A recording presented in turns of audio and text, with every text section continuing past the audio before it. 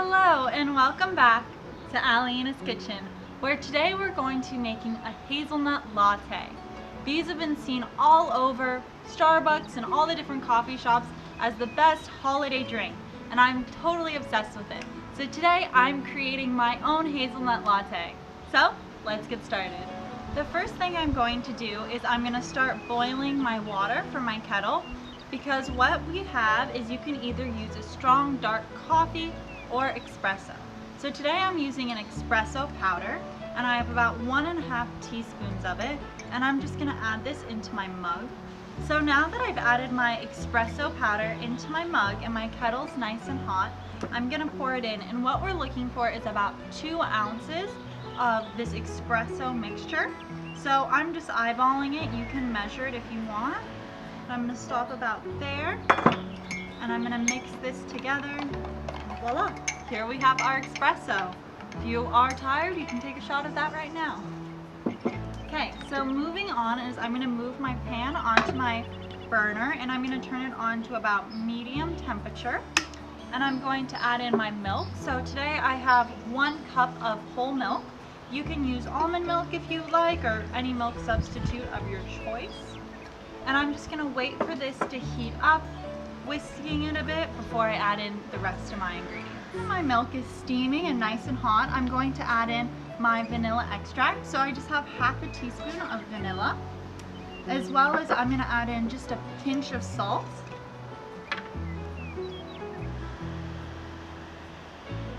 And then to make this a hazelnut latte, I'm using a hazelnut chocolate spread, or Nutella. And who doesn't love Nutella? Nutella is like one of the best things on earth, I think.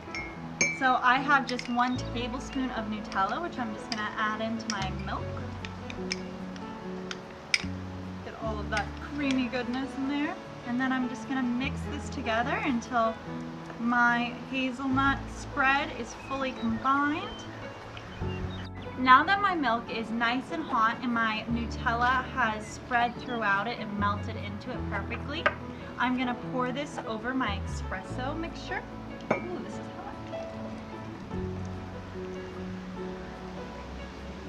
Voila, perfect amount.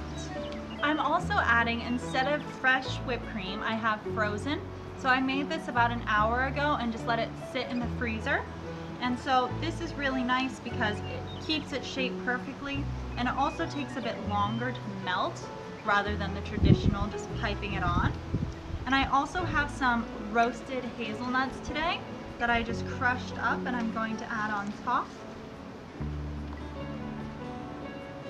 And then the last thing I'm going to add is, if you want, you can dust a little cocoa over it, but I actually have some dark chocolate, which I'm just going to shave over it.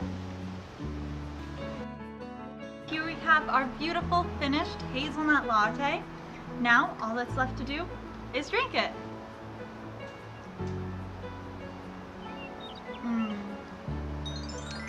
So delicious. You taste the coffee, the nice fresh hazelnuts on top, add that nice crunchiness. It's delicious.